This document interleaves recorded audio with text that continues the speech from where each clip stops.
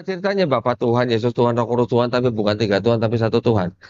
Gimana ceritanya? Nah, itu itu memang yang disebut dengan agama misteri.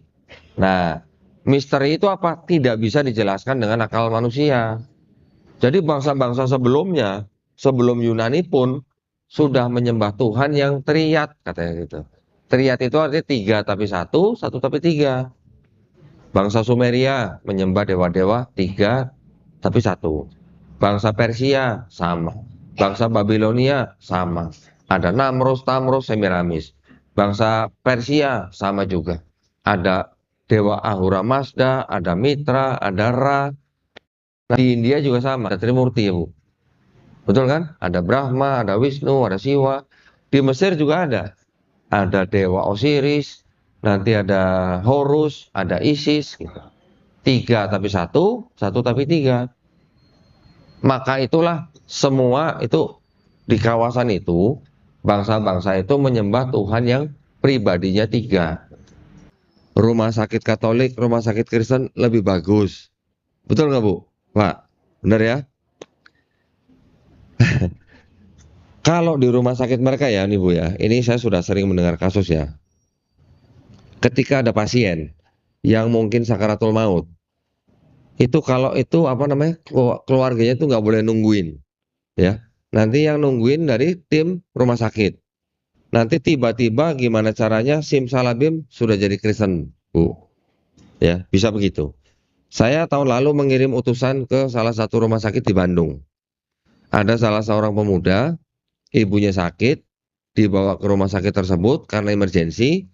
Kemudian kata rumah sakitnya harus operasi. Rumah sakit bisa menawarkan operasi gratis.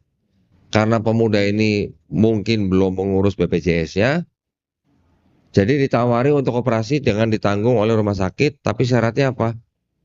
Masuk Kristen. Ya, kita kirim utusan ke sana, kita beresi BPJS-nya, kita keluarkan, kita pindahkan ke rumah sakit Islam. Yang seperti itu masih ada Bu. Bismillahirrahmanirrahim. Assalamualaikum warahmatullahi wabarakatuh. Waalaikumsalam warahmatullahi. Alhamdulillah nahmaduhu wa nasta'inuhu wa nastaghfiruh wa na'udzubillahi min syururi anfusina wa min sayyiati a'malina may yahdihillahu fala mudhillalah wa may yudlil fala hadiyalah.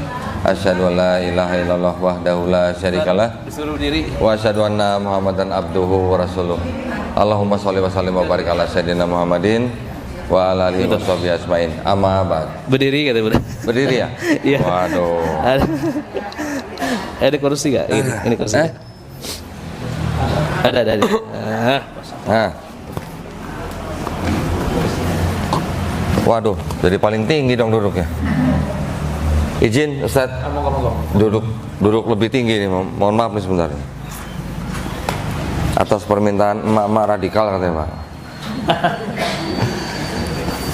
Baik, alhamdulillah senang sekali saya bisa berada di Masjid Al-Mahdi Pak ya, betul ya? Betul. Ini katanya kelenteng Pak Bu, atau Masjid Kelenteng Pak? Betul ya? Atau namanya aja Masjid Kelenteng? Enggak. Oh, namanya Masjid Al-Mahdi ya. Baik. Senang sekali bisa berada di sini. Mudah-mudahan kita semuanya yang sudah meringankan kaki untuk ikut majelis ilmu, insya Allah kita dilindungi dan dirahmati Allah Subhanahu wa taala ya. Amin. Nah, kalau yang belum kenal saya, nama saya Dondi Tan. Nah, ya, saya YouTuber. Tan itu marga saya, ya, marga. Kalau marga itu dalam bahasa Chinese-nya apa Ustaz? Se. Jadi saya Dondi Setan. Kalau ini Ustadz Sewi ya. Nah, ini margawi, saya margatan. Biasanya kalau di masjid yang di ruangan utama bawa bapak, ini sekarang terbalik bawa bapaknya di luar. Emang begini Pak formatnya Pak ya? Oh iya, memang kalau kajian jam-jam segini memang lebih banyak ibu-ibu ya, ibu-ibu yang ikut kajian ya.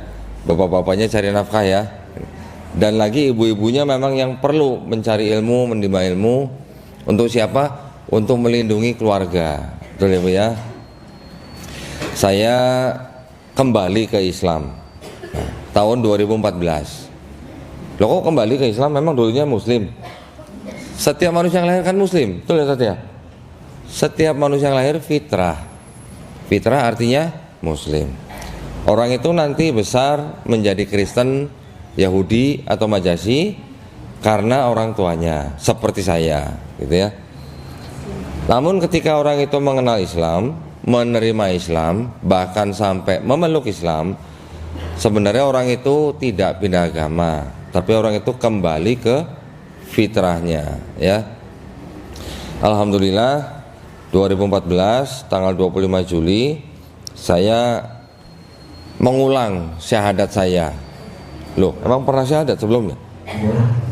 Pernah, ketika kita semuanya masih di alam roh, ya.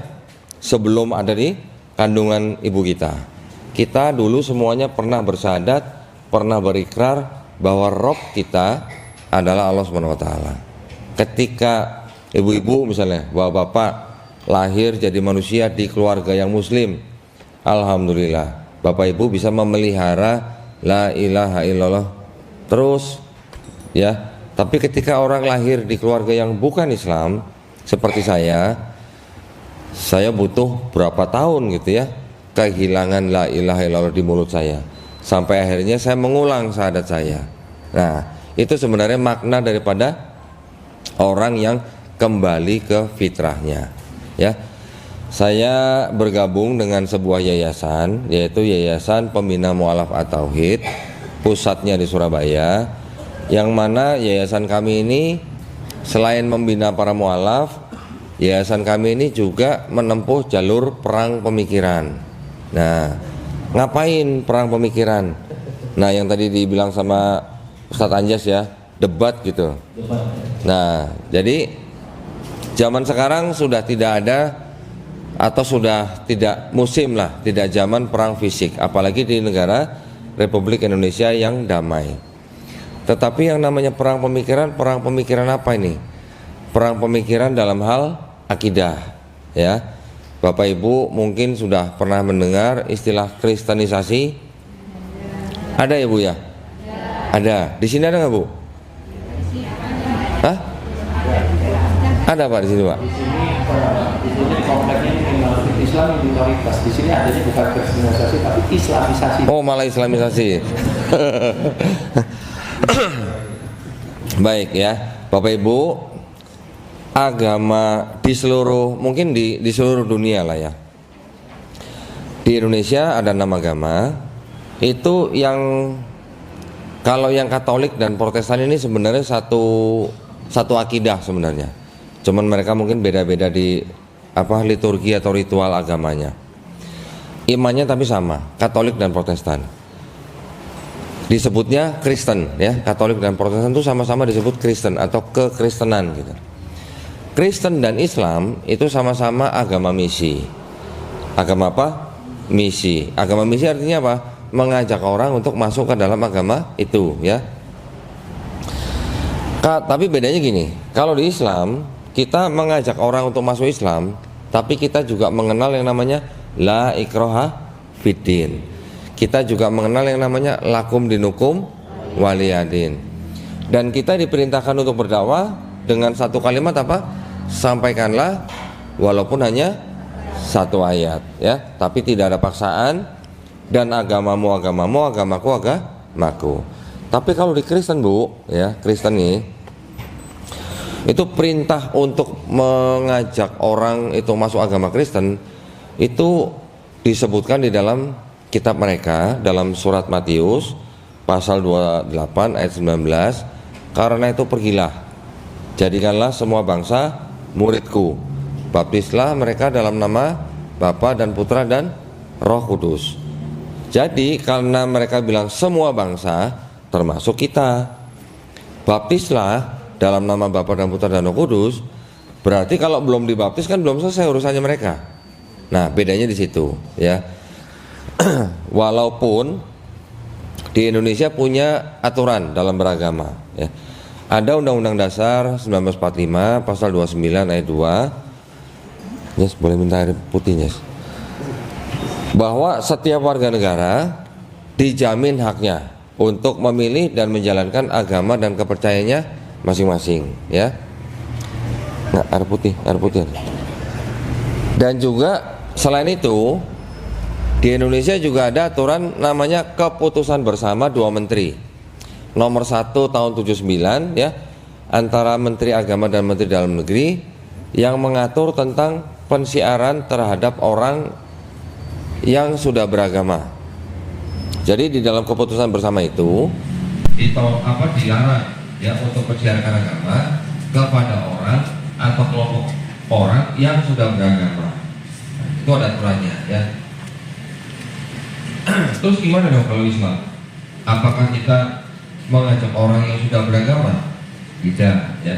Yang kita lakukan, kalau sampai terjadi diskusi, itu kita serahkan kepada Allah Subhanahu wa Ta'ala. Tetapi kalau kita sendiri yang melakukan Islamologi, yang kita lakukan adalah kepada orang-orang yang belum beragama, ya. Dai-dai kita ke daerah-daerah pedalaman, mencari orang-orang yang belum beragama, itu untuk masuk Islam, itu tidak melanggar hukum. Demikian juga misionaris-misionaris Kristen juga melakukan hal yang sama.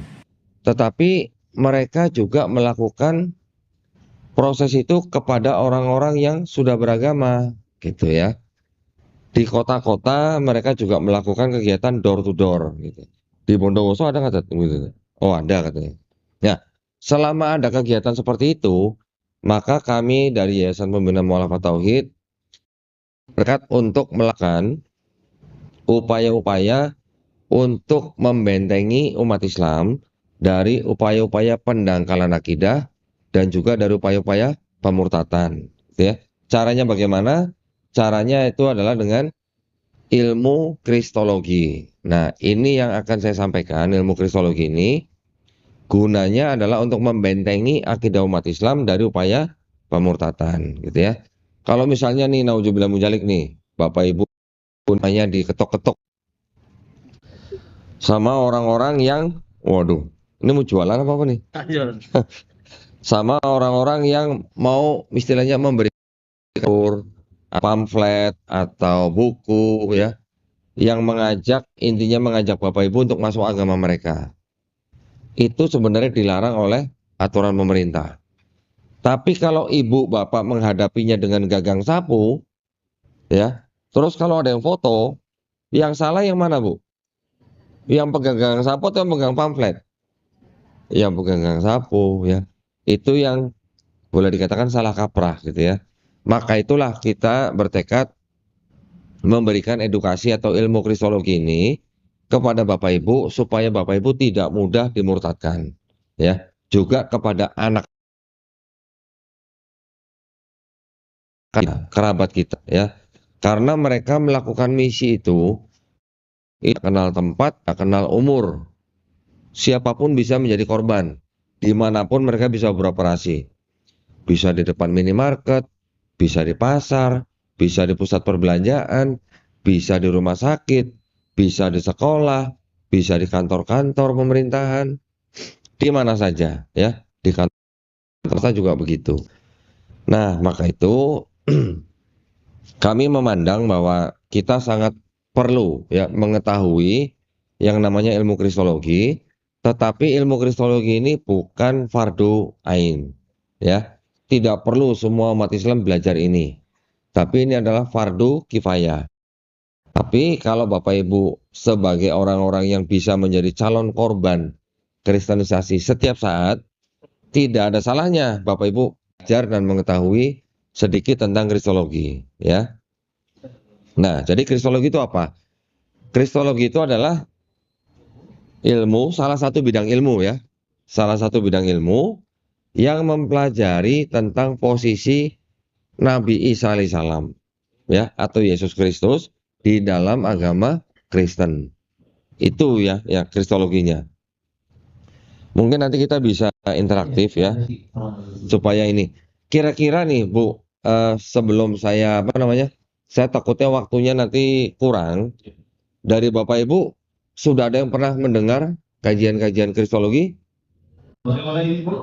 Yang belum berapa orang yang belum? Oh, yang belum banyak, ya?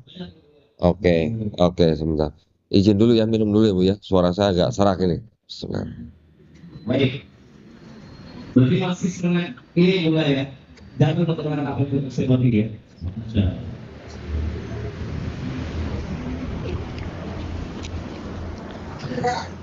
Baik. Nah, kristologi itu ya, tadi saya katakan adalah salah satu bidang ilmu yang mempelajari tentang posisi Nabi Isa alaihissalam.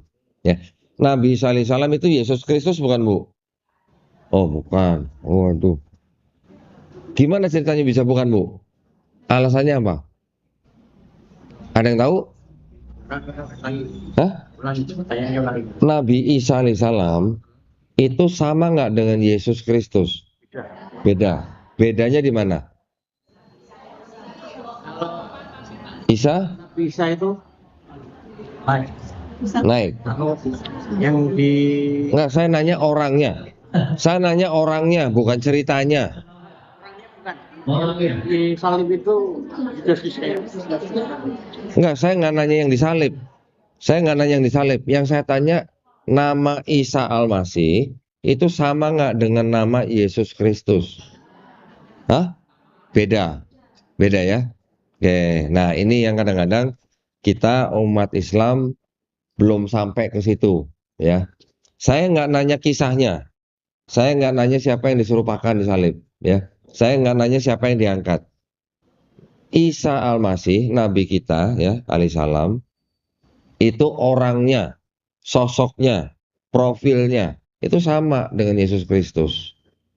Profilnya ya, orangnya. Tapi ceritanya atau perspektifnya atau kisahnya itu berbeda antara agama Kristen dan agama Islam ya. Quran ada nggak yang diterjemahin dalam bahasa Inggris Bu? Banyak ya Bu ya.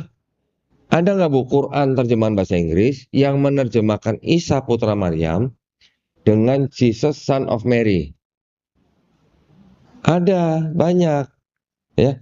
Jadi sosoknya sama. Yesus Kristus, Isa Al-Masih sama.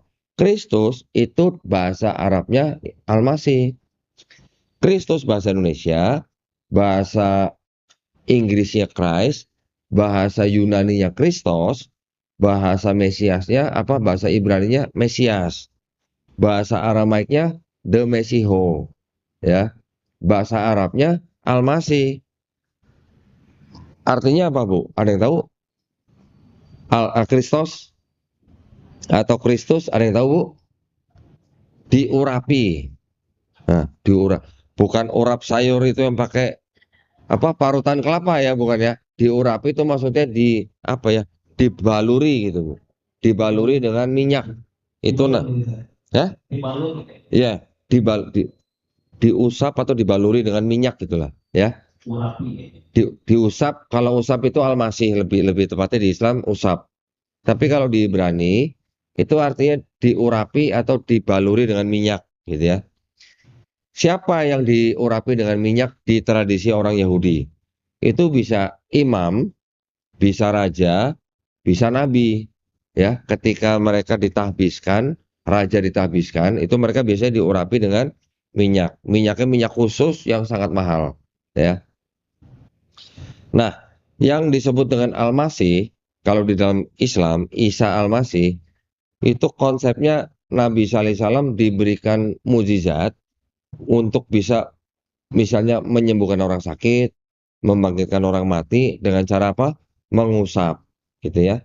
Tapi kalau di Yahudi, Mesias itu artinya bisa rajanya bangsa Israel, bisa imamnya dari suku Lewi, atau juga nabi, gitu ya. Nah, yang kita mau bicarakan ini adalah kristologi, yaitu posisinya Nabi Isa alaihissalam di dalam agama Kristen, tapi kita melihatnya dari kacamata Islam, ya. Jadi mungkin selama ini Bapak Ibu sering mendengar kata Alkitab, kitabnya orang Kristen, ya. Izin ya Ustaz ya, saya buka kitabnya saudara kita sebelah di sini, boleh Pak? Boleh ya? Buat belajar nih ya, bukan buat jadi orang Kristen nih Bu. Aduh. Mohon maaf Pak. Cuma diingat alasannya. Nah, ini nggak ada meja jadi susah nih. Ini kitabnya orang Kristen nih, Bu, ya. Tulisannya apa ini? Alkitab, ya. Tapi saya yang sudah mempelajari ini dan juga sudah mempelajari Islam, saya menghimbau Bapak Ibu di sini ya, jangan sebut ini Alkitab, ya. Seperti tadi Ustadz Wi bilang, Al-Quran kita nama lainnya juga Alkitab. Nah, kalau Al-Quran kita nama lainnya Alkitab, berarti apakah ini? Bukan. Berarti jangan sebut ini Alkitab ya. Sebut aja ini Bible, Bu, ya. Bible bahasa Inggris, Bu ya. Bible itu bahasa Inggris, bahasa Yunani-nya Biblos gitu. Kumpulan buku-buku ya. Tapi orang Kristen itu pintar, Bu. Mereka bikin yang ini untuk kalangan mereka. Ya. Kalau untuk ibu-ibu nanti bisa dibuatin, Bu, kitab dari mereka. Nih. Ini sayang tulisannya udah agak kapus nih. Tapi yang di sini masih kebaca nih, Ustaz. Apa ini, Bu? Kitab suci Injil. Ada tulisannya Injil, ya. Di sini yang disebut dengan Yesus Kristus diberi nama siapa? Isa Al-Masih. Tulisannya Isa Al-Masih, ya. Yang disebut dengan Yohanes Pembaptis, di sini ditulisannya Nabi Yahya. Nanti ada lagi Nabi Zakaria. Nah, kok namanya mirip yang sudah sering kita dengar seperti di Quran gitu ya. Nah, tujuannya mereka bikin ini memang untuk dibagikan kepada orang-orang Islam. Ya. Yang ini sering dibagikan kepada rumah orang-orang Islam. Nanti mereka bilang, tuh, ini kitab suci Injil yang diberikan kepada Nabi Isa Al-Masih. Sebenarnya sama gitu, kata mereka gitu ya. Nanti Ibu suruh baca, nanti sama dia juga dibacain, dijelasin. Tapi seolah-olah mengarahkan kita untuk menyembah Isa Al-Masih. Nah, kalau ibu bapak misalnya ngajinya kurang misalnya, jarang dengar Quran, apalagi kalau jarang baca Quran, dikasih begini, terus dikasih sembako, pung harga minyak lagi mahal gitu ya, waduh dikasih 5 liter gitu, bisa tergadaikan iman ibu gitu. Apalagi kalau ada bencana alam ya. Kalau ada bencana alam, dulu mereka tuh kalau datang paling duluan, Bu, datang bawa sembako segala macam ya. Tapi kalau sekarang datangnya belakangan. Yang dari kalangan Islam udah datang, sudah membantu, sudah recovery, setelah mau sedang pemulihan, baru mereka datang memberikan bantuan, memberikan buku-buku pamflet. Nanti ada lagi alasannya memberikan penghiburan gitu kan. Penghiburannya ngapain? Nyanyi-nyanyi. Nyanyi-nyanyi biasanya diajak tuh anak-anak gitu ya. Nyanyi-nyanyi tapi syairnya syair-syair akidah mereka. Itu yang sering jadi ya. Belum lagi nanti kalau misalnya di rumah sakit, Bapak Ibu, memang mungkin 10-20 tahun yang lalu, kita mungkin sering mendengar sekolah Katolik, sekolah Kristen itu lebih bagus. Betul nggak, Bu? Lebih disiplin. Rumah sakit Katolik, rumah sakit Kristen lebih bagus. Betul nggak, Bu? Pak, benar ya? Kalau di rumah sakit mereka ya, nih Bu ya, ini saya sudah sering mendengar kasus ya. Ketika ada pasien yang mungkin sakaratul maut, itu kalau itu keluarganya itu nggak boleh nungguin, ya. Nanti yang nungguin dari tim rumah sakit. Nanti tiba-tiba gimana caranya simsalabim sudah jadi Kristen, Bu. Ya, bisa begitu. Saya tahun lalu mengirim utusan ke salah satu rumah sakit di Bandung. Ada salah seorang pemuda, ibunya sakit, dibawa ke rumah sakit tersebut karena emergensi. Kemudian kata rumah sakit harus operasi. Rumah sakit bisa menawarkan operasi gratis. Karena pemuda ini mungkin belum mengurus BPJS-nya. Jadi ditawari untuk operasi dengan ditanggung oleh rumah sakit, tapi syaratnya apa? Masuk Kristen, ya. Kita kirim utusan ke sana, kita beresi BPJS-nya, kita keluarkan, kita pindahkan ke rumah sakit Islam. Yang seperti itu masih ada, Bu. Kemudian sekolah. Bapak Ibu juga sering mendengarkan, dulu katanya kalau sekolah Katolik tuh lebih bagus, sekolah Kristen lebih bagus. Tapi ketika orang tua Islam yang mengirimkan anaknya ke sekolah Kristen, maka si anak ini kan tiap hari kan terpapar. Ya, terpapar dengan ibadahnya orang Kristen, terpapar dengan doa-doanya orang Kristen, terpapar dengan pergaulan teman-teman Kristen. Berpotensi nggak, Bu, untuk menjadi orang Kristen anak-anak ini? Potensi, ya. Pernah saya kedatangan seorang ibu-ibu tunanetra dari lahir, orang tuanya tidak mampu mensekolahkan dia ke sekolah luar biasa. Kemudian satu hari dimasukkan ke sekolah luar biasa milik yayasan Kristen. Masuk sekolah luar biasa umur 9 tahun, keluar dari sekolah itu 19 tahun, sudah jadi Kristen. Ya, itu memang, ya mau nyalain siapa ya? Di satu sisi begini, di sisi lain begini. Nah, jadi sekarang kita nih yang sekarang hidup pada zaman sekarang, alhamdulillah kita sekarang sudah banyak melihat banyak sekolah Islam. Kita sekarang sudah banyak melihat rumah sakit Islam, ya.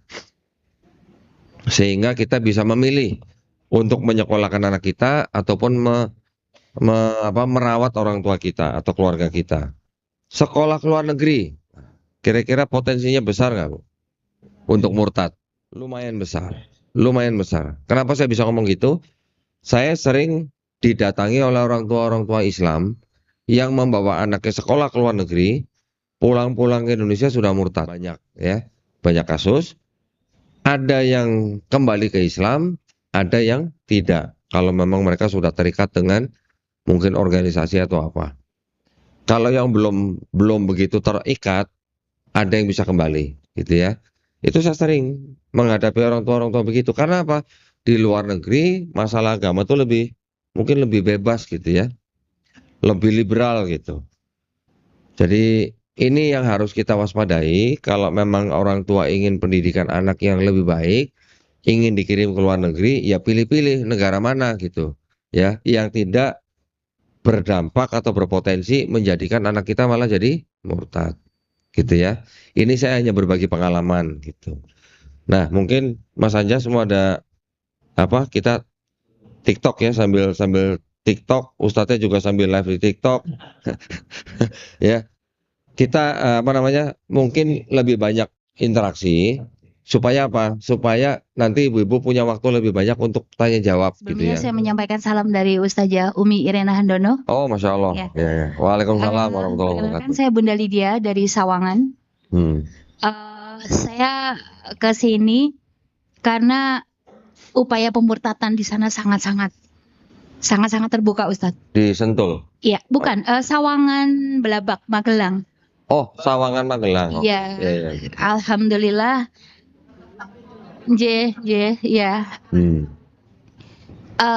Lewat postingan Kodondi bulan Agustus, alhamdulillah saya jadi ikut santri mualafah di tempatnya Umi Irena. Oke, Masya Allah. Ya. Alhamdulillah November kemarin saya sudah wisuda.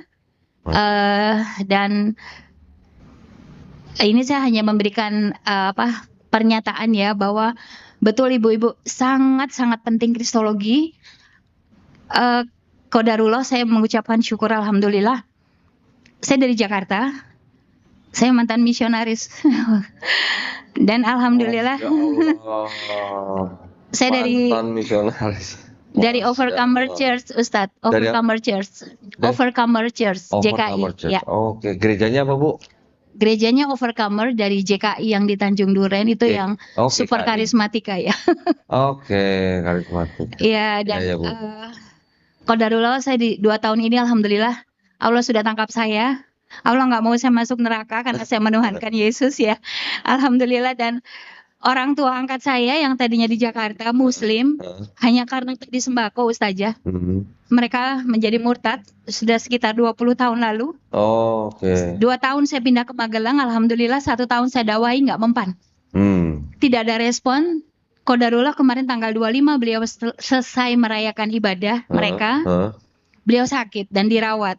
Qadarullah 6 hari Allah izinkan saya untuk membersamai beliau. Jujur, dengan kristologi yang saya dapatkan, Masya Allah, Allah bekerja. Alhamdulillah tanggal 1 kemarin orang tua saya, bapak ibu sudah kembali bersyahadat. Alhamdulillah. Alhamdulillah, takbir. Allah. Allahu Akbar. Alhamdulillah. Mohon maaf saya tidak bisa akhir Ustadz karena saya ada janji. Ini ada pasien lagi dari Solo, insya Allah beliau bisa bersyahadat kembali. Masya Allah. Kami sudah janjian mau ketemuan ya, insya Allah saya minta doanya. Semangat Ustadz, support kami, doa kami, dan insya Allah kristologi ini akan semakin banyak dikenal umat muslim. Semakin mereka tidak mau menjamah Bible tuh kebohongan-bohongan tidak akan terungkap. Insya Allah. Insya Allah. Dan Masya Allah, Allahu Akbar. Benar-benar ini kristologi sangat penting dan ini penting banget untuk pembentengan akidah. Seperti itu. Baik. Syukran. Mohon maaf Ibu, siapa tadi nama Ibu? Bunda Lydia. Nidia. Saya santri mu'alafah all 9 dari Irena Center. Baik, Ibu kalau tidak keberatan nanti boleh kita tukar nomor Ibu ya. Oh baik Ustaz. Nanti Ibu bisa kasih ke tim saya yang di depan yang tempat. Masya Allah, Masya Allah. Ya. Terima kasih banyak. Jasakillah khairan katsira Ustaz. Saya berkomunikasi lebih banyak dengan Ibu. Alhamdulillah. Supaya saya bisa mendapatkan informasi juga lebih banyak ya. Informasi seperti Ibu ini, Masya Allah, ini sangat-sangat penting buat kami. Karena apa? Kami kalau bicara ya dengan orang itu maunya ada bukti, ada saksi. Jangan asumsi. Saya nggak mau asumsi. Makanya kemana-mana saya bawa kitab segini banyak untuk apa? Ini adalah bukti, barbuk gitu istilahnya ya, barang bukti. Jadi kalau saya ngomong ketemu pendeta, saya buka ini kitab Anda sendiri gitu. Iya. Ya Bu ya. Barakallahu fikum Ibu, insya Allah kita istiqomah dan husnul khotimah. Amin, ya. amin, amin. Amin. Nah, ini saya lanjutkan sedikit ya Bu ya. Jadi kita sambil interaktif supaya kita sambil masuk. Ibu-ibu yang belum pernah mendengar kristologi itu paling tidak ada bayangan apa itu kristologi ya. Ibu-ibu yang belum pernah dengar kristologi pasti ada kenalan orang Kristen, betul? Pasti. Ibu-ibu juga mungkin pernah berinteraksi dengan mereka, entah berdagang, entah berteman, entah bersahabat karib, bisa aja kan Bu ya. Bisa dari sekolah, bisa dari sekolah, bisa dari macam-macam. Nah, kita harus memahami bagaimana akidah mereka Bu, ya. Iman mereka, kepercayaan mereka itu bagaimana. Kalau kita di sini, kita sering membaca Qul huwallahu ahad. Allahu samad. Lam yalid walam yulad walam yakul lahu kufuwan ahad. Ibu-ibu pasti sudah tahu semua artinya, betul? Nah, sekarang yang ingin saya sampaikan kepada ibu-ibu dan bapak di sini, kalimat-kalimat tadi seperti itu yang di dalam Quran surat Al-Ikhlas ayat 1 sampai 4 itu ada kesamaannya di sini nggak Bu? Ada nggak Bu? Saya kasih tahu, ada, masih ada yang seperti itu Bu, ya. Jadi di dalam kitabnya orang Kristen, Ibu, ya, Piamanilah Ibu ya. Barakallahu. Jadi di dalam kitabnya orang Kristen itu masih ada ayat-ayat yang mirip atau serupa atau setara dengan ayat-ayat di dalam Quran.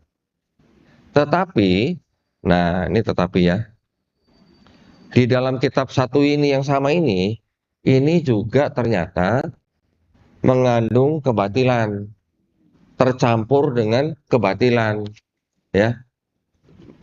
Persis seperti yang tadi disebutkan oleh Ustadz Wi di Quran surat Al-Baqarah 79, di sini sudah ada campur tangan manusia, sudah ada tulisan-tulisan manusia. Nah, makanya saya bisa tunjukkan kepada Bapak Ibu di sini, kitabnya mereka ini sebenarnya boleh dikatakan terbagi menjadi 2 bagian, ya.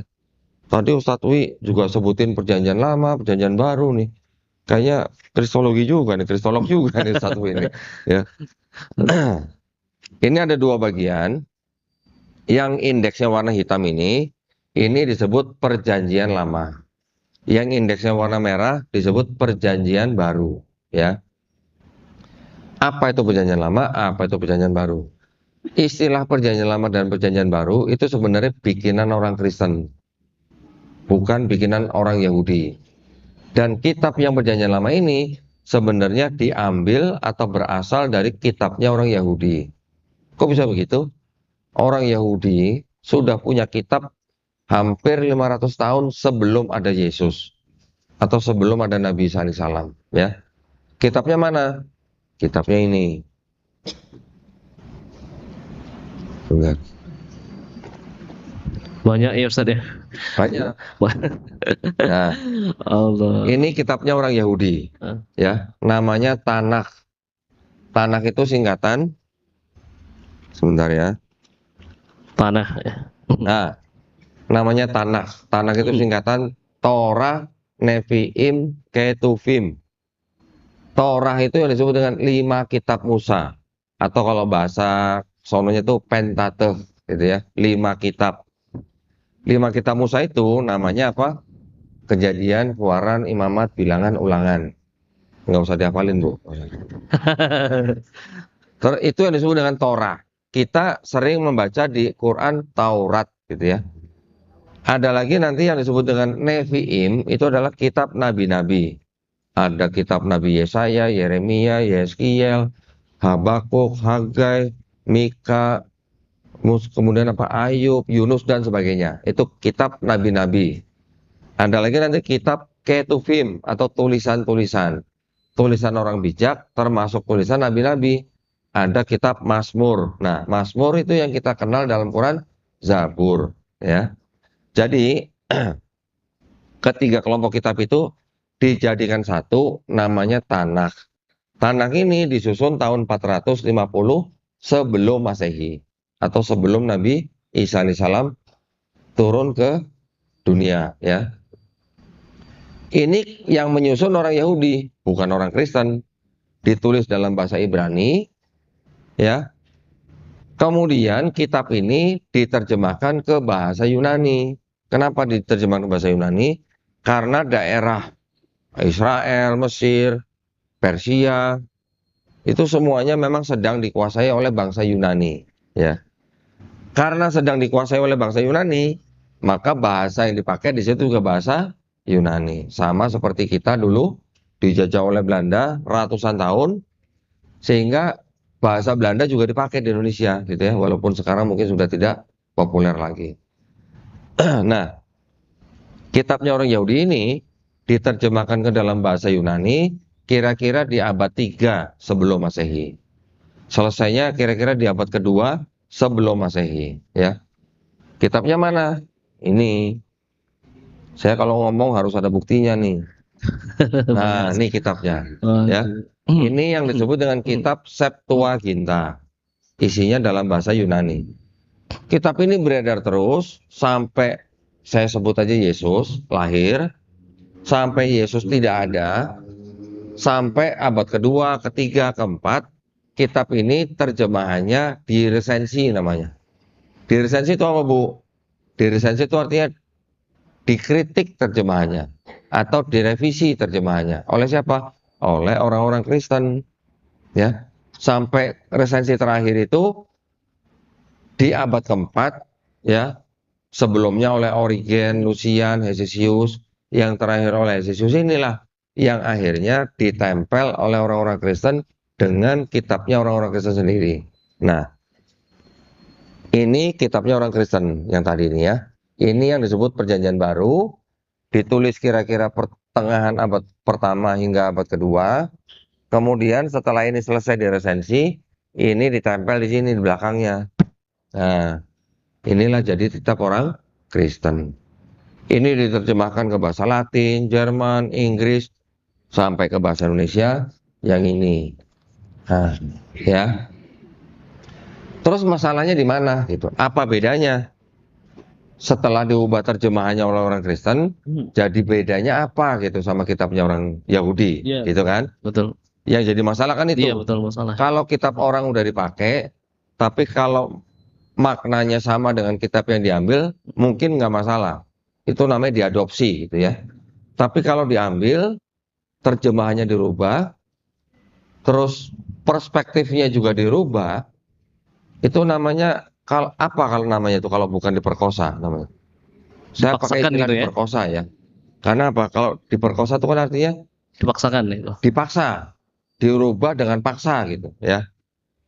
Kristen jadi akhirnya membaca kitabnya orang Yahudi tapi dengan kacamata Kristen, dengan pandangan Kristen gitu. Nah, Kristen sendiri itu sebenarnya adalah boleh dikatakan penerus agama-agama misteri. Ada yang tahu Bu agama misteri? Agama pagan. Ada yang tahu pagan? Agama Helenisme. Ada yang tahu? Enggak juga. Ulang aja yuk. Nah, ini pentingnya di sini Bu ya. Helenisme itu adalah kebudayaan Yunani. Oh gitu. Ya. Bangsa Yunani ketika menjajah daerah Mediterania, dia selain bawa pedang, bawa tombak kan juga bawa budaya. Ya kan? Budaya itu yang akhirnya turun-temurun dipakai dan diserap oleh orang-orang yang sedang dijajah. Karena dijajah selama ratusan tahun, sehingga orang-orang pasti menyerap budayanya, ya. Budayanya Helenisme itu mereka percaya bahwa ada dewa. Dewa yang paling tinggi itu namanya Dewa Zeus. Ada yang pernah dengar, Bu, Dewa Zeus? Ada tahu Dewa Zeus, Bu? Nggak tahu. Kalau Hermes tahu nggak, Bu? Hermes tahu. Hercules, Hercules kan? Pasti tahu. Merek tas. Gitu ya. Iya, iya. Nah, Dewa Zeus ini bisa punya anak dan banyak anaknya. Kalau yang Dewa Zeus yang di budaya Yunani itu anaknya 100.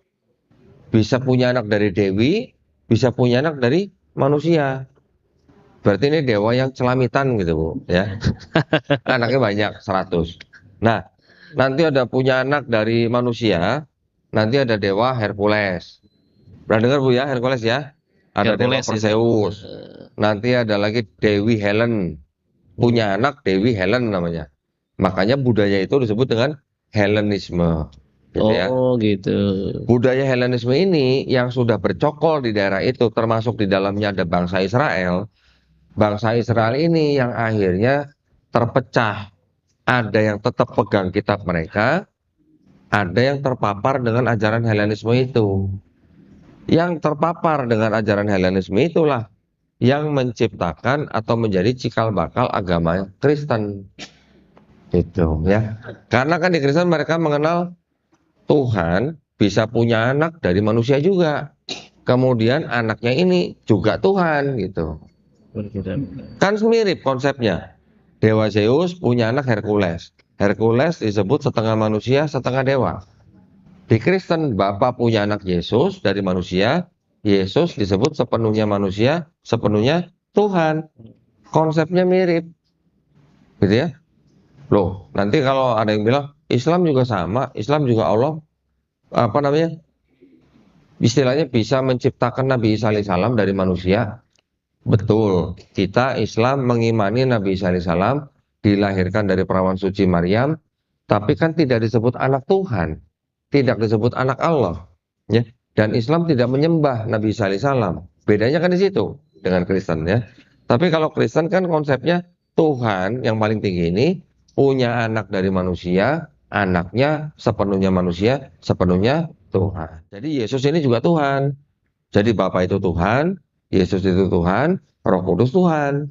Tapi bukan 3 Tuhan, tapi 1 Tuhan. Paham, Bu? Paham. Benar, Bu, paham, Bu? Kalau Ibu paham, saya malah khawatir, Bu.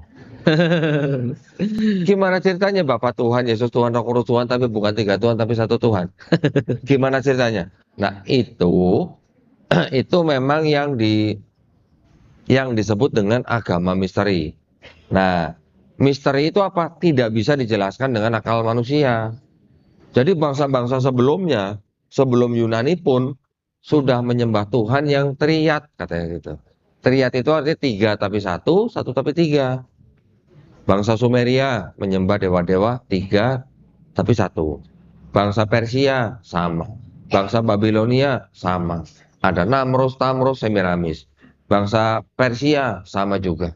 Ada dewa Ahura Mazda, ada Mitra, ada Ra. Nah, di India juga sama, ada Trimurti ya, Bu. Betul kan? Ada Brahma, ada Wisnu, ada Siwa. Di Mesir juga ada.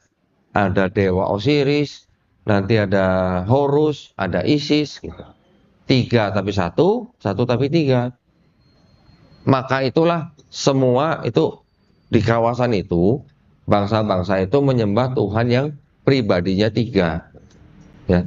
Kalau ditanya, kenapa 3? Kenapa nggak 5? Kenapa nggak 10? Udah dari sononya. Bilang begitu. Kenapa?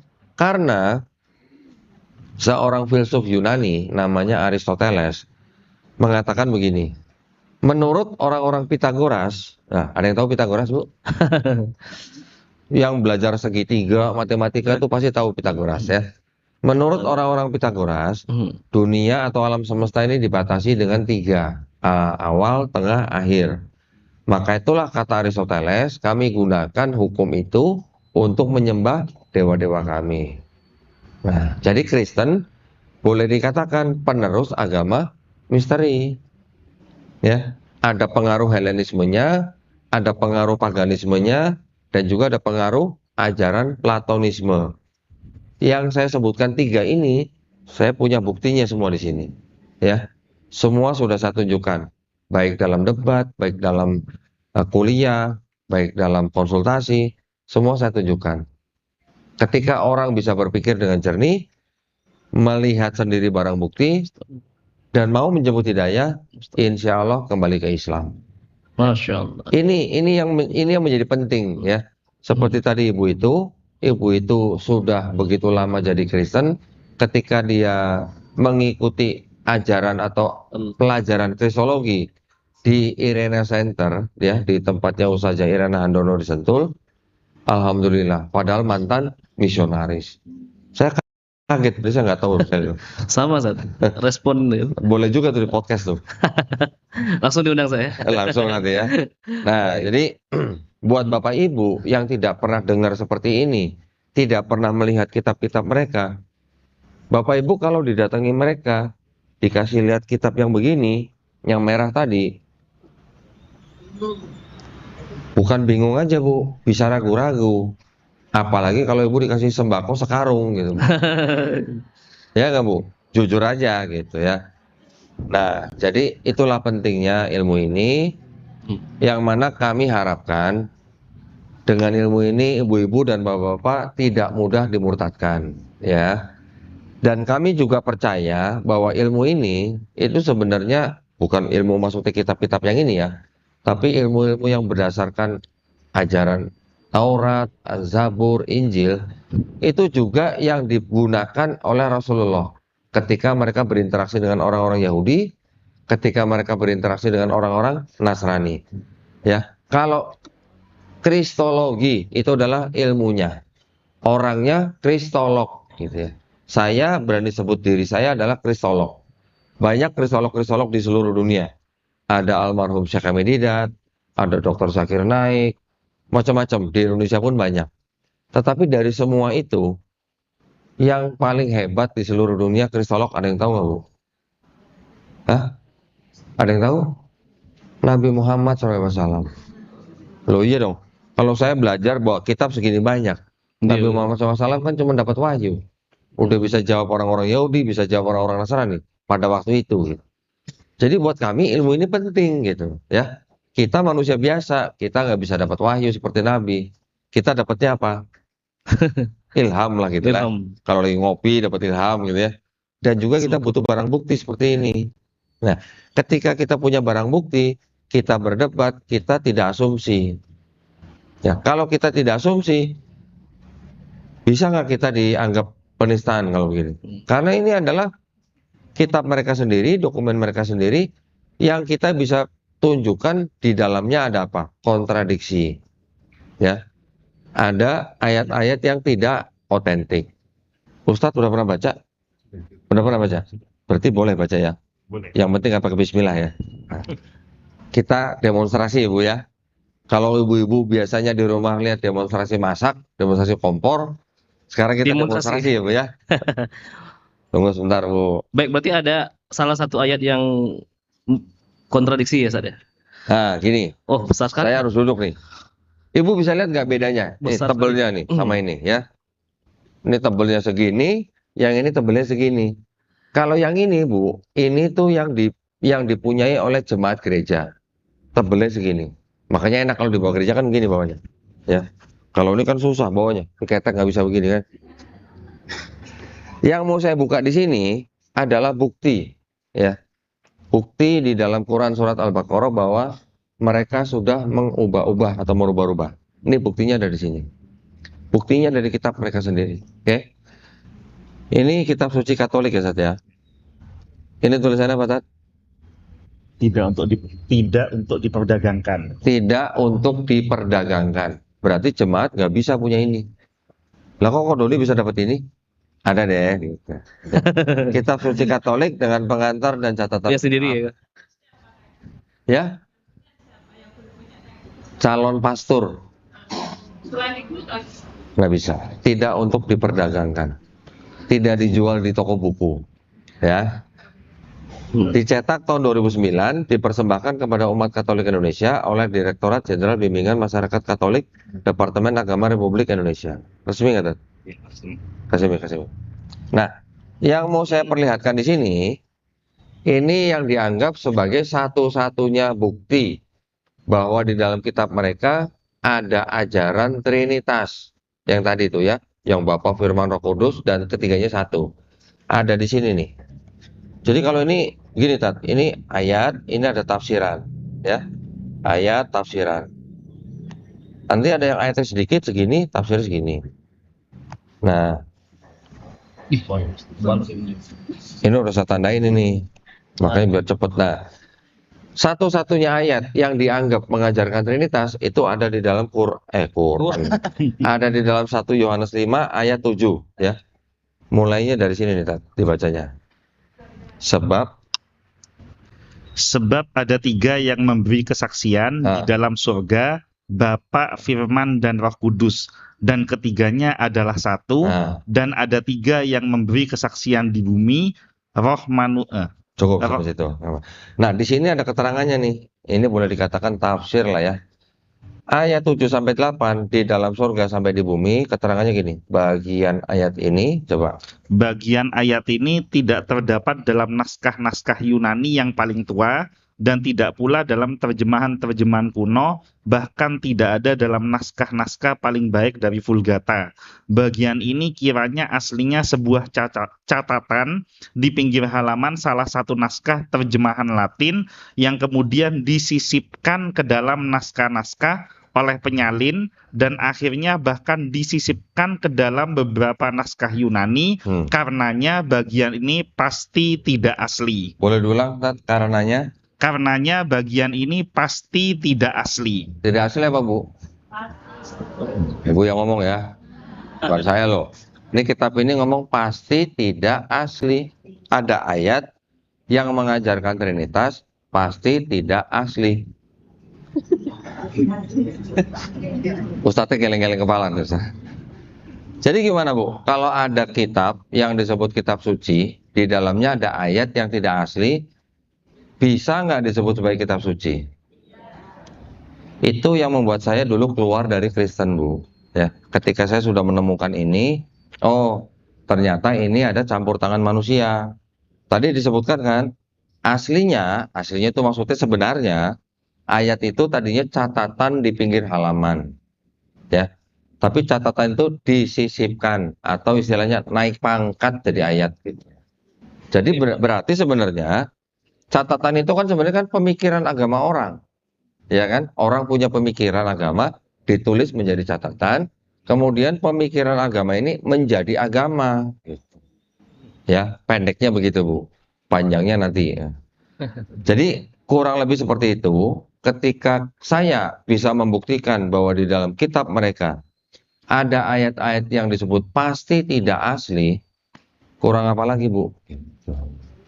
Kalau saya berdebat dengan pendeta, saya pegang ini, jadi sambil nanya sambil pegang gitu.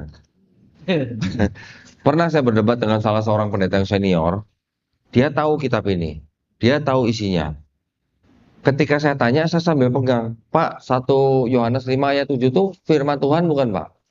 Dia jujur, bilang apa? Bukan. Penonton tepuk tangan, begitu bilang bukan. Ya. Ketika saya tanya, kalau begitu, kitab yang Bapak pegang di meja itu kitab suci bukan Pak? Dia berani bilang bukan. Tambah tepuk tangan lagi yang nonton. Buat saya itu udah cukup. Gitu. Saya bukan berarti mengajak, ayo Pak masuk Islam. Enggak. Namanya kita berdebat, kita kan adu argumen. Kalau kita berdebat, bukan saya mentargetkan untuk memualafkan siapa-siapa, termasuk pendetanya enggak. Ya, kita hanya berdebat itu beradu argumen untuk apa? Untuk edukasi buat yang nonton gitu. Yang kita harapkan orang Islam yang nonton debat itu iman dan akidahnya makin kuat. Tapi kalau orang yang bukan Islam nonton debat itu, terus dia masuk Islam, alhamdulillah, bonus gitulah buat kita. Gitu ya, Tat ya. Itu tujuan kita, ya. Bukan kita mau mensahadatkan pendetanya, enggak. Lah wong saya pernah debat begini loh. Ini debat udah selesai nih. Tiba-tiba ada ibu minta disahadatkan. Saya mau masuk Islam, katanya. Minta disahadatkan. Ya kita bantu dong, kita layanin kan. Nah saya bilang sama pendetanya, Pak Pendeta, debatnya sudah selesai. Bapak silakan meninggalkan tempat. Kami mau mensahadatkan ibu ini, gitu kan. Kata pendetanya apa? Saya belum pernah lihat orang sahadat, saya pengen lihat gitu. Saya giniin, nggak sekalian aja Pak? Nggak, gitu kata. Ya sudah, hari kita sahadatkan di depan pendeta. Siapa yang tahu ya, dakwah kita bisa membawa orang menyebut hidayah, kita tidak pernah tahu. Saya sendiri masuk Islam gara-gara bisa membuktikan di dalam kitab saya sendiri, karena saya menonton videonya almarhum Syekh Hamid Didat. Almarhum Syekh Hamid Didat di video itu mungkin tahun 80-an. Ketika saya nonton videonya mungkin beliau juga sudah wafat. Tetapi beliau juga tidak pernah tahu ada orang di belahan bumi mana masuk Islam melalui beliau almarhum. Semoga Allah Subhanahu wa taala merahmati beliau ya. Amin. Baik, nah kalau gitu tadi suhur jam 12 kurang berapa? Kurang 5 ya? Kurang 10 10. menit. Nah, kalau gitu nih waktu setengah jam 25 menit kita pakai buat tanya jawab aja gimana? Boleh, nanti Ya, ada supaya demonstrasi nanti juga di akhir. Apa nggak ada yang penasaran gitu? Betul. Ya, tafadhol silakan. Baik. Mudah-mudahan semuanya pastikan ada yang ingin bertanya. Kalau ada yang ingin bertanya, boleh kita buka kesempatan untuk Bunda. Ada yang ingin bertanya? Oke, di depan satu, Bunda-bunda. Oke, tidak ada. Oke, silakan, Mas. Sebutkan nama asal dari mana ya, Mas? Silakan. Bismillah, Assalamualaikum warahmatullahi wabarakatuh. Waalaikumsalam warahmatullahi wabarakatuh. Nama saya Kisworo dari Mertoyudan. Dekat ya, Mas. Ada dua pertanyaan sebenarnya. Yang pertama, dari sekian banyak Bible yang Koh Donditan punya, ada tidak versi yang lain mungkin yang pengen dimiliki tetapi belum didapat sekarang dari sekian banyak itu? Atau mungkin versi apa dari KJV, RSV dan lain-lain mungkin yang tahun-tahun lama. Pertanyaan yang kedua, dari sekian kali banyak berdebat dengan pemuka agama Nasrani, ada tidak satu orang mungkin tokoh yang pengen banget diajak diskusi debat tetapi belum kesampaian sampai sekarang? Oh Itu iya. aja, terima kasih. Assalamualaikum. Baik, ada dua pertanyaan Riko. Baik. Kita tampung dulu ya. Langsung dijawab sama aku. Ya, langsung jawab aja ya. Ya, silakan. Saya belum bisa mengumpulkan semua versi Bible, Pak, ya, karena begitu banyaknya. Yang saya sudah kumpulin aja di studio saya, itu kalau saya pergi berdebat saya bisa bawa dalam 2 peti besar, Pak. Ya. Begitu banyaknya versi Bible, dan saya pikir begini, saya tidak perlu mengumpulkan semua karena kebanyakan yang saya sudah tahu masalahnya di mana gitu, ya. KJV saya punya, NIV saya punya, RSV saya punya, Geneva saya punya, bahkan KJV yang 1611 saya punya. Terus kemudian yang apa lagi ya? Beberapa versi ada ESV saya punya. Tapi banyak yang tidak perlu saya beli karena isinya kurang lebih sama, ya. Hanya beda pemilihan kata-kata saja. Itu kan cuma beda terjemahan aja. Tapi masalah di dalamnya apa saya udah tahu gitu, ya. Yang berikutnya, ada nggak sosok tokoh yang mau diajak debat tapi belum kesampaian? Kalau saya, sebenarnya sih bukan saya aja, teman-teman dari apologet Islam juga sering sebenarnya kepengen berdebat dengan salah seorang pendeta namanya Bambang Nursena. Pernah dengar? Nah, Bambang Nursena tuh dipilih oleh katanya nih ya, gereja Kristen Arab untuk memperkenalkan Kristen Arab di Indonesia. Kristen Arab. Kristen Arab ya, ortodoks gitu. Kristen Arab ya. Dulu dia bertandem dengan salah seorang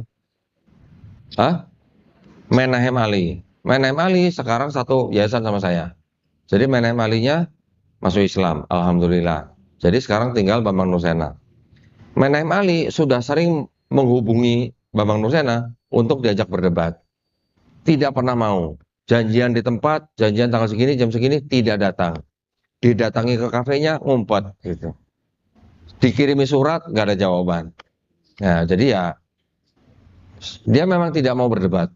Ya, dia tidak mau berdebat karena dia tahu kalau dia berdebat nanti dia dipermalukan. Wah, nanti nasihatnya nggak dipakai lagi sama gereja-gereja, gitu ya. Karena menerjemahkan kitab Kristen yang bahasa Indonesia itu juga katanya dia terlibat, katanya, gitu ya.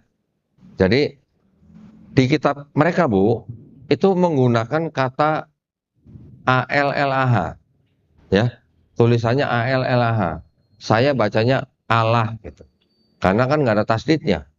Kalau ada tasdidnya baru Allah, gitu ya saja.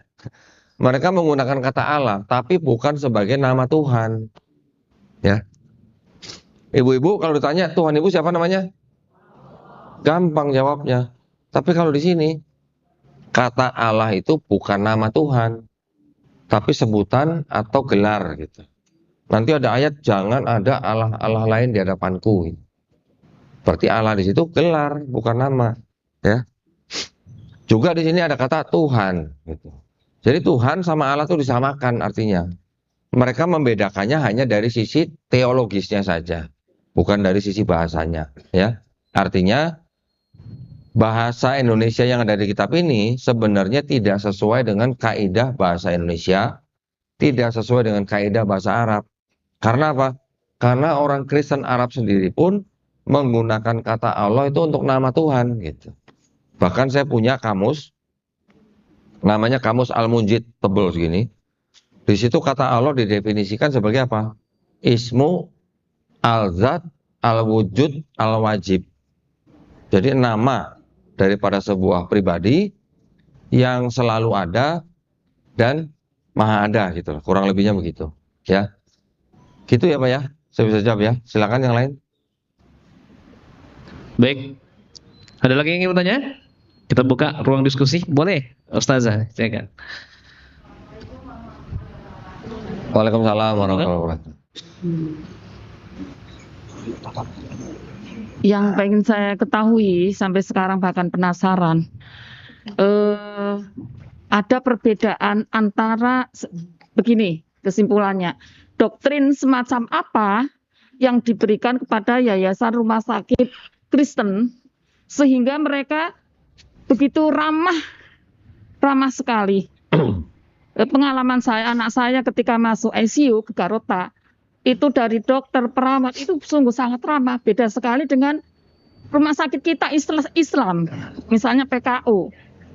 Dari semacam penanganan, keramahan beda sekali. Sebetulnya doktrin apa yang diberikan kepada yayasan Kristen tersebut, Pak?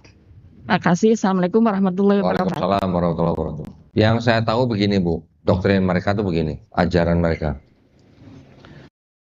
Pernah dengar kalau ditampar pipi kanan kasih pipi kiri? Di dalam kitab mereka tertulisnya begitu. Yang dianggap ajaran mereka. Kalau ditampar pipi kanan kasih pipi kiri. Kasihilah musuhmu. Pernah dengar Bu? Ada juga kasihilah sesamamu seperti kamu mengasihi orang lain. Itu nggak ada yang salah dengan itu. Kasihilah musuhmu artinya kata pendeta jangan membalas kejahatan dengan kejahatan. Sama dengan kalau ditampar pipi kanan kasih pipi kiri. Tapi selain itu mereka juga diperintahkan apa? Yang tadi di awal saya sebutkan, karena itu pergilah jadikanlah semua bangsa muridku.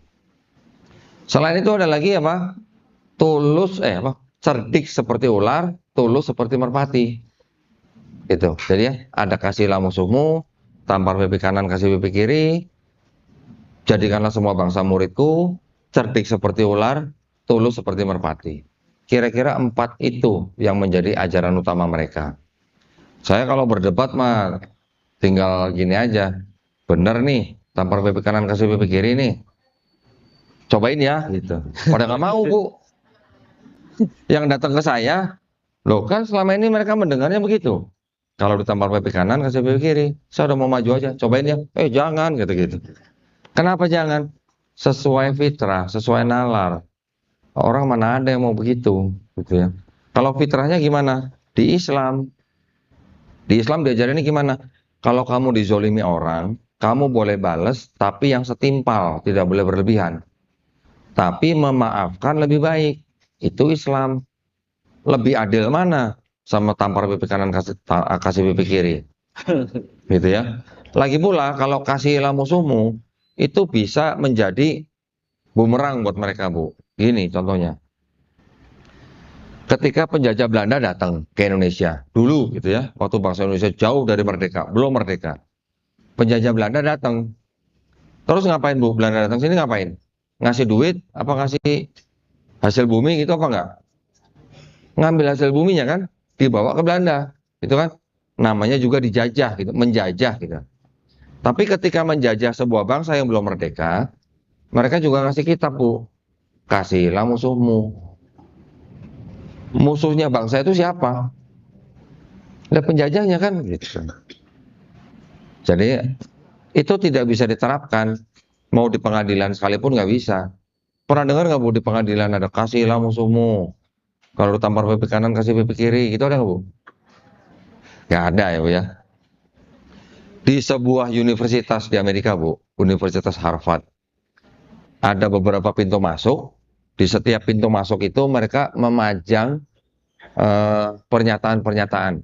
Ada yang diambil dari filsuf, ada yang diambil dari sejarawan misalnya. Tapi salah satu pintu ditulis apa, Bu? Tahu nggak, Bu? Ayat Quran. Saya lupa tapi ayat nomor berapa. Tapi dari saya ingat dari Quran, Quran surat An-Nisa, yang isinya kurang lebih begini, Bu ya. Saya nggak hafal persis. Wahai orang beriman, kamu kalau jadi penegak hukum, kamu harus seadil-adilnya termasuk kepada orang tua kamu sendiri. Itu Quran surat An-Nisa tuh. Itu dipajang di pintu, salah satu pintu Universitas Harvard di Amerika. Nah, yang bisa masuk ke dalam pengadilan itu malah hukum Islam. Karena hukum Islam itu yang harus adil, walaupun kepada orang tua sendiri. Gitu. Tapi kalau hukum Kristen, bisa nggak, Bu? Nggak bisa. Nah, kalau kasihilah musuhmu, nggak ada dong orang masuk penjara. Gitu. Ya, Bu ya? Kira-kira gitu ya. Silakan yang lain. Ibu. Baik, ada Ibu? Hah? Assalamualaikum warahmatullahi Waalaikumsalam warahmatullahi wabarakatuh. Gini Ustadz, saya tuh pernah dengar temen itu melakukan kesalahan. Saat itu dia kan seorang bidan, terus dia sering disuruh menggugurkan dan sebagainya. Terus dia itu pergi ke gerejanya dia, terus dia di sana dapat pengampunan gitu. Itu apa betul, Ustadz? Makasih. Assalamualaikum. Itu di Katolik, Bu, kalau yang begitu ya. Kalau di Katolik, makanya sampai ada pecah menjadi Protestan, salah satunya karena itu, Bu. Jadi kalau di Katolik itu ada yang namanya bilik pengampunan dosa. Mungkin di pojokan, orang atau jemaat yang merasa punya dosa masuk ke dalam bilik, ngaku dosa di depan romonya, ngaku dosa. Romonya itu bisa bilang dosamu sudah diampuni, bisa bilang begitu, Bu. Zaman sekarang, zaman dulu sebelum ada Protestan, nanti orang yang ngaku dosa itu bisa dapat sertifikat, Bu. Loh, nanti kalau dapat sertifikat pasti bayar dong, Bu. Nah, nanti ketika dia nggak punya duit, sertifikat itu bisa digadein. Kalah sertifikat rumah, Bu. Nah, itu yang salah satu poin yang ditentang oleh pendiri agama Protestan. Ya, pendiri agama Protestan ini namanya Martin Luther, yang menentang salah satu praktek Katolik pada saat itu. Gitu. Jadi makanya timbullah Kristen Protestan. Karena protes gitu ya. Itu benar, Bu, begitu. Sekarang masih ada. Masih ada. Khusus yang Katolik gitu. Jadi kalau Martin Luther bilang urusan dosa itu adalah urusan manusia dengan Tuhan. nggak ada perantara si siapa romonya gitu. Apalagi sampai ada sertifikat, apalagi bayar gitu. Ya, silakan. Baik. Cukup Bunda? Masih ada lagi? Oke, siap. Terakhir ya Bunda. Baik.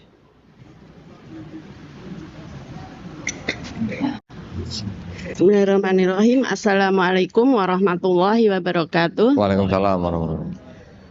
Ustadz gini, selama ini kan yang saya baca, yang saya lihat di media sosial gitu, orang ke agama lain, entah itu Kristen, entah itu Katolik atau Buddha ataupun apa itu mayoritas karena ekonomi. Jadi bukan karena pemikiran, bukan karena kebenaran kitab mereka, tapi karena dorongan ekonomi yang tidak memadai dan mereka menjanjikan kehidupan dunia yang lebih baik. Sedangkan kalau orang yang non-Islam itu kembali ke Islam itu karena dia mau berpikir, dia mau mencari kebenaran Islam itu apa, kebenaran dia mau mencari kebenaran tentang kehidupan dia dunia sampai di akhirat. Nah, dengan masa seperti itu tugas kita untuk menekan, paling tidak menekan lajunya, karena apa? Yang bisa saya lihat yang dekat-dekat Magelang saja itu di lereng Merapi misalnya, terus di daerah Pakis, di daerah Ngablak sana itu pesat sekali.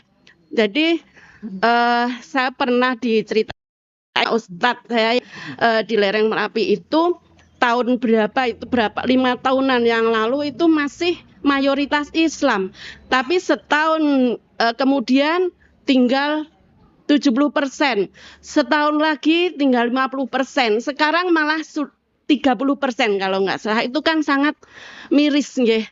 Jadi pada dasarnya peran siapa saja Ustadz itu yang bisa menekan, seharusnya kan kalau kita lakum dinukum waliyadin itu kita tidak memaksa pada umat lain yang sudah beragama, tapi kalau mereka kan justru memaksa yang sudah beragama seperti itu. Nah, kalau menurut saya itu peran pemerintah itu sangat besar deh Ustadz, karena kalau rakyatnya makmur, sandang pangan murah, itu tidak akan ada itu orang miskin yang jadi menjual agamanya demi dunia. Seperti itulah PR kita itu apa Ustadz?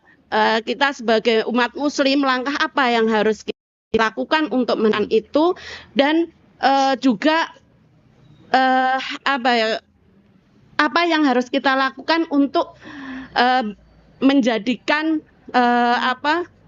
para pejabat itu memikirkan itu, jangan sampai kita itu diadu domba untuk pindah agama karena hanya dunia. Itu aja. Baik. Ustadz.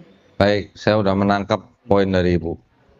Jadi gini Bu, kalau Ibu tadi bilang orang-orang Islam yang pindah ke agama lain itu kebanyakan ya Bu ya, kebanyakan, tidak semua Bu, tidak semua. Ada juga yang berpikir, tapi berpikir dengan apa? Berpikir dengan nafsu gitu. Kebanyakan yang pindah karena urusan perut Bu. Ya, urusan perut dan sejengkal dari perut gitu Bu. Tahu maksudnya Bu ya? Pernikahan segala macam ada. Yang masuk Islam karena menikah ada nggak Bu? Ada juga, banyak. Tetapi mereka malah menggunakan pernikahan itu sebagai modus. Nah, modusnya apa? Ini mereka memacari orang Islam, kemudian menikah dengan cara Islam. Setelah menikah mereka balik lagi, bahkan menarik yang orang Islam untuk masuk Kristen. Itu banyak sekali yang begitu, banyak. Ya, saya sudah sering mensadatkan ulang orang-orang Islam yang dulunya murtad karena menikah, kemudian akhirnya kembali lagi ke Islam, banyak. Berikutnya, itu kalau begitu berarti rakyat Indonesianya kan karena perutnya mungkin kosong, jadi mudah pindah agama, gitu kan? Itu yang berarti yang harus diperbaiki, berarti apa Bu? Syariat Islamnya. Syariat Islamnya belum berjalan secara bagus gitu Bu ya.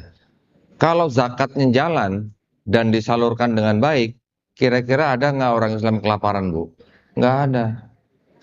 Saya pernah Bu didatangi oleh seorang pejabat Basnas Bu, ya Basnas.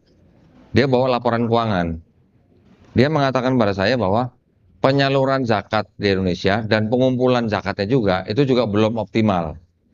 Penyalurannya lebih-lebih nggak optimal, gitu ya. Belum optimal gitu maksudnya. Memang kan ada 8 asnaf yang berhak menerima zakat. Salah satunya kan orang-orang fakir miskin, ya kan? Orang-orang fakir miskin ini memang diupayakan sama Basnas untuk mendapatkan terlebih dahulu zakat yang sudah menjadi hak mereka. Sampai terakhir yang nanti paling ujung ada mualaf juga. Yang mualaf juga nggak kebagian Bu, tapi duitnya ada gitu. Duitnya ada tapi nggak kebagian. Nah gimana sih tanya tuh kalau begitu? Berarti kan belum merata. Yang fakir miskin duitnya juga masih ada, tapi juga belum merata. Nah, berarti PR buat lembaga-lembaga amil zakat, bagaimana caranya mengumpulkan zakat lagi lebih optimal dari umat Islam dan menyalurkannya juga lebih optimal lagi. Kalau orang ya istilahnya di sebuah bangsa tidak kelaparan, dia tidak akan mudah dimurtadkan. Ya, jadi tanggung jawab ibu. Tadi yang Ibu bilang tanggung jawab pemerintah juga ada, betul.